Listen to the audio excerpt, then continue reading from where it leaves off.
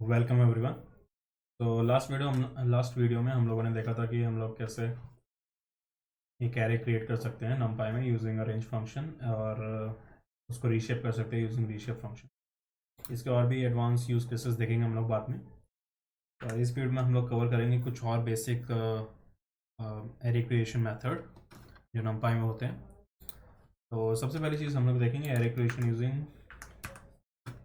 तो पहला एक मिनट, हम लोग पहले टेक्स्ट फिल जनरेट कर देते हैं। यहाँ पे हेडिंग डाल देते हैं using a list and tuples। सो हम लोग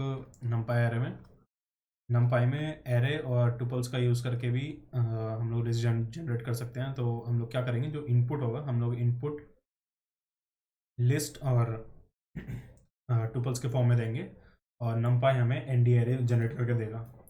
तो उसका एक एग्जांपल देखते हैं। पहले हम लोग लिस्ट वर्जन देख लेते हैं। तो हम लोग एक एरे क्रिएट करेंगे l is equal to numpy dot arange. ये करने से पहले हम लोग एक काम करते हैं, सारे सेल्स एक बार रन कर लेते हैं। तो जो हमारी लेवल ओके, जैसा कि आप देख सकते हैं यहाँ पे कनेक्टेड नहीं थी, मैंने ये देखा नहीं। यहाँ पे हम लोगों को आजकल मैन्युअली कनेक्ट करना पड़ता है, पहले ऑटोमेटिक कनेक्शन सेटअप होता था। वो कनेक्ट हो जाए उसके बाद हम लोग रन करेंगे सब। तो nlp list numpy np dot array और जो इसमें इनपुट देंगे हम लोग लिस्ट के फॉर्म में देंगे। फॉर एग्जांपल 1 2 3 4 5 और जो हमें लिस्ट मिलेगी वो एनडी एरे होगी। तो हम लोग उसका डेटा टाइप भी चेक कर सकते हैं, टाइप ऑफ nlp। जो आउटपुट मिलेगा उसमें हम देख सकते हैं हमको यहाँ पे हमारी जो एरे है वो है एनडी एरे। सिमिलरली हम लोग यहाँ पे टुपल भी इनपुट दे सकते हैं। tnp is equal to np dot array 1 2 3 4 5 और tnp को प्रिंट कर सकते हैं यहाँ पे। अगर मेरा लॉजिक सही है तो हम लोग यहाँ पे आई थिंक कोई भी सीक्वेंस टाइप दे सकते हैं जो हमारे रेंज फंक्शन भी है। तो इसका एक बार अगर हम लोग डॉक्यूमेंटेशन देखें, हेल्प np डॉट एरे, तो यहाँ पे इनपुट क्या क्या दे सकते हैं। इनपुट के ये दे सकते हैं, एरेज ऑफ एरेज दे सकते हैं, कॉम्प्लेक्स टाइप इनपुट। किस टाइप का इनपुट दे सकते हैं, ऑब्जेक्ट किस किस टाइप का, array like an array, any object exposing the array interface, okay? An object whose array method returns an array or any nested sequence। Okay तो हम लोग इसमें कोई हर सीक्वेंस टाइप नहीं दे सकते, तो वही सीक्वेंस दे सकते हैं जिनमें एरे मेथड एप्लीकेबल है। इसको डिलीट कर देते हैं। तो यहाँ पे हम लोगों ने देखा हम लोग लिस्ट और टुपल से कैसे जनरेट कर सकते हैं। तो उसी के साथ हम लोग कुछ और एग्जांपल देखेंगे जिसमें हम लोग नेस्टेड numpy एरे जनरेट करेंगे। तो हम लोग 2D जनरेट करते हैं, d2 np डॉट एरे। तो 2D एरे जनरेट करने के लिए आपको एरेज ऑफ एरेज देना पड़ेगा, सीक्वेंस ऑफ सीक्वेंस जो सिंपली होता है।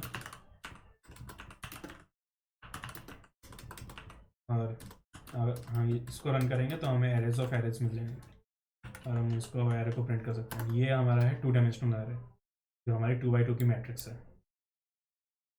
इसमें शेप चेक कर सकते हैं हम लोग इसका, print d2 dot shape 2x2 की मैट्रिक्स है। सिमिलरली हम लोग 2x3 की मैट्रिक्स एक बार क्रिएट करके देखते हैं as an example np dot array. So हमको करनी है 3x3 की, तो उसके लिए हम लोग 3 सब एरे देना पड़ेगा, 3 5 1 2 and 2 and let's 5 and 6 4 and 5 4 and 4। और हम लोग इसको अगर रन करेंगे तो हमको एरे मिल जाएगी, एनडी एरे मिलेगी और एनडी एरे का शेप होगा 3x2। 3x2। तो आज यहाँ पे आप देख सकते हैं, यहाँ पे 3/2 की मैट्रिक्स हम लोगों ने क्रिएट की है। तो सिमिलरली हम लोग टुपल्स भी इनपुट दे सकते हैं, और उसके साथ आप चाहे यहाँ पे इंटीजर की जगह फ्लोट वैल्यूज़ इनपुट दे सकते हैं।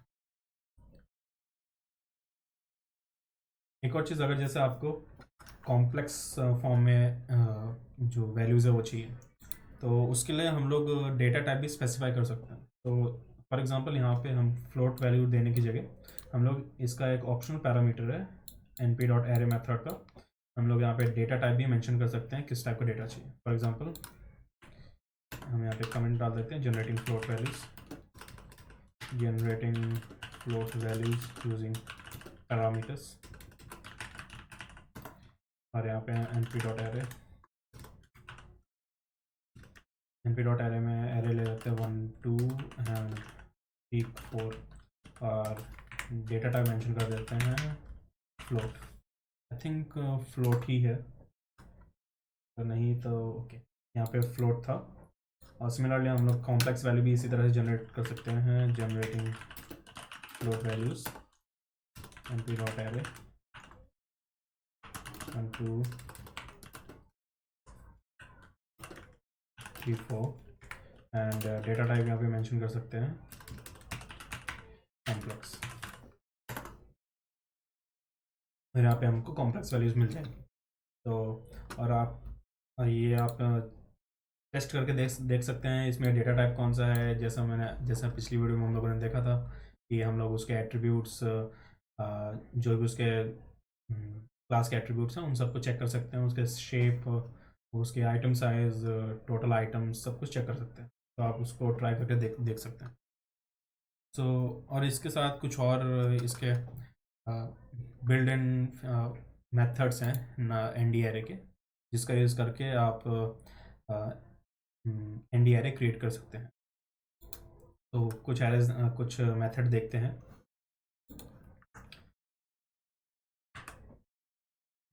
एक मार्कडाउन फील्ड लेते हैं, इसमें methods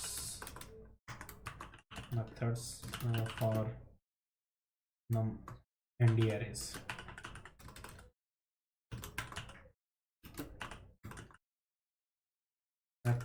methods for generating ND array। सो यहाँ पे तो पहला मेथड जो हम लोग देखेंगे वो है np.ones। np.one मेथड जो हमें आउटपुट देगा वो देगा एक मैट्रिक्स और ND array जिसमें सारी वैल्यूज़ 1 होंगी, और हम लोग उसका डेटा टाइप भी बदल सकते हैं, जैसा हम लोगों ने ऊपर बदला था। डेटा टाइप यहाँ पे कॉम्प्लेक्स कर दिया था, और जैसा INT64 होता है हम लोग उसको INT32 कर सकते हैं, तो वो सब हम लोग कर सकते हैं। तो हम लोग जनरेट करके देखते हैं एक numpy एरे जो होगी 2/3 की। तो इसको रन करने के बाद हमको 2/3 की मैट्रिक्स मिलनी चाहिए थी, बट क्यों नहीं मिली। numpy.ones 2/3 की मैट्रिक्स हमको नहीं मिली। ओके, एरेज हमको वंस मेथड यूज़ करना है, हमको अब 1 1 की मैट्रिक्स मिलेगी 2/3 की। सिमिलरली अगर हम लोग इसको सेव कर लेते हैं 1 में, और इसको प्रिंट करेंगे 1, और 1 का डेटा टाइप देख लेंगे। तो यहाँ पे डेटा टाइप को फ्लोट 64 मिल रहा है।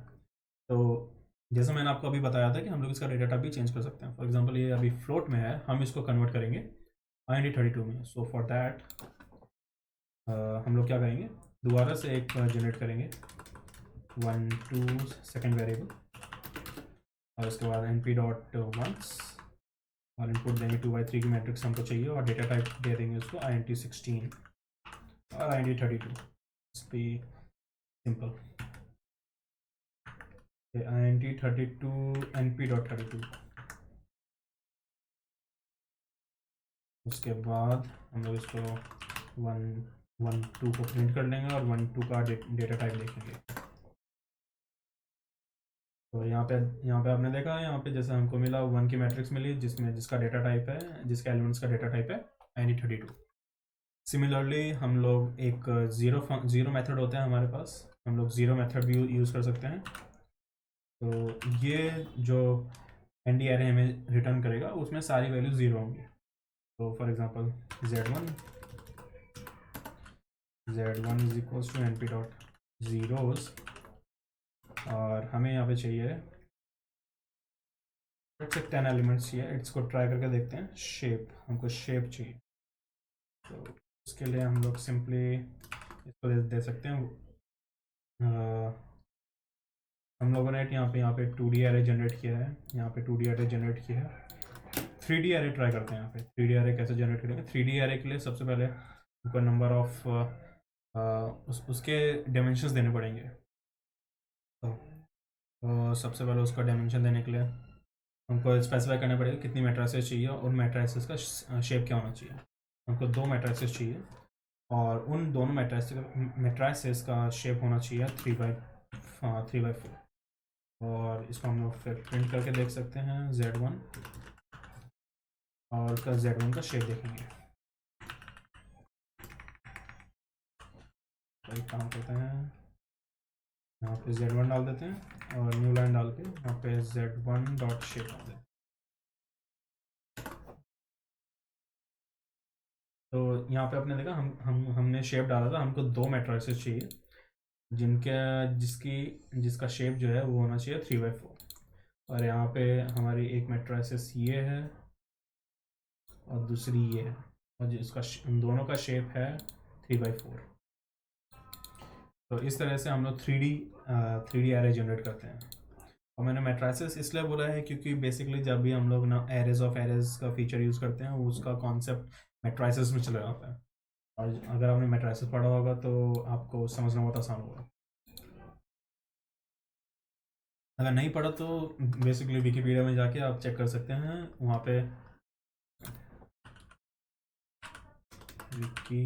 मैट्रिसेस, उसकी विकीपीडिया में जाने की जरूरत नहीं है। मैट्रिसेस आप लिख दीजिए और यहाँ पे कोई भी आप टॉपिक उठा लीजिए, उनको मैट्रिसेस के बारे में अच्छी तरह समझ में आ जाएगा।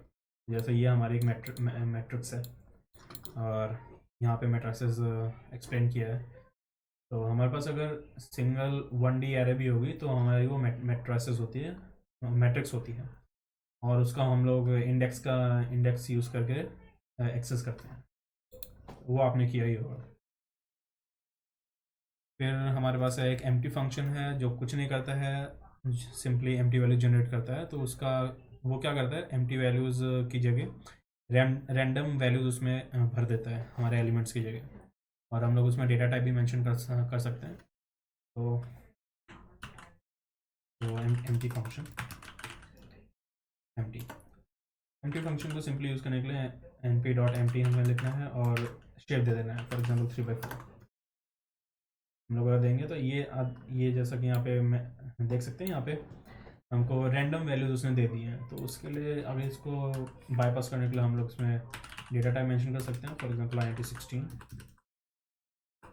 np.int16, और हमको उसके बाद जो वैल्यूज़ मिलेंगे int16 के फॉर्म में मिलेंगी। और यहाँ पे हम लोग उसके लिए फ्लोट भी मेंशन कर सकते हैं। फ्लोट आई थिंक एरर आएगा क्योंकि हमको फ्लोट टाइप मेंशन करना पड़ेगा, कौन सा फ्लोट टाइप। तो for example let's say float 32, यहाँ पे फ्लोट 32 आ रहा है। और उसके बाद हम लोग अरेंज फंक्शन पहले देख चुके हैं, और दूसरा फंक्शन हम लोगों ने रीशेप देखा था। तो इन सब पे आप रीशेप अप्लाई करके देख सकते हैं। वो सिंपल है, जैसे हम लोगों ने यहाँ पे क्रिएट किया, इसको रीशेप करना है, आपको दूसरा शेप देना है। और सिंपली ये याद रखना है कि जो रीशेप हम लोग जो करते हैं वो मल्टीपल्स होने चाहिए लेंथ के, तभी वो रीशेप होंगे। उसके अलावा क्या बोलते हैं आप, जो एट्रीब्यूट्स हैं यहाँ पे एट्रीब्यूट्स सबके मेंशन करके देख सकते हैं, सब पे अप्लाई करके देख सकते हैं उनके shape, item sizes, total number of elements, सब कुछ। सो इस वीडियो के लिए इतना ही। आगे हम लोग देखेंगे क्या बोलते हैं array manipulation, arithmetic operations on नंपाई। तो मिलते हैं अगली वीडियो में।